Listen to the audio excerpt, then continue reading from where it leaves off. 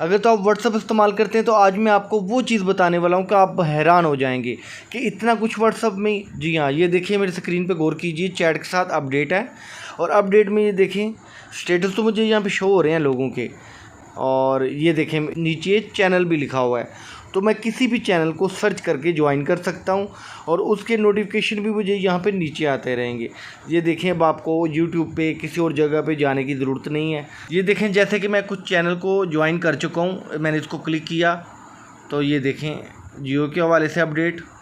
इसी तरह आप प्लस करके अपनी मर्ज़ी के चैनल फाइंड कर सकते हैं। यहाँ पे हेल्थ के, फूड के, हर तरह के चैनल आप यहाँ पे फाइंड कर सकते हैं।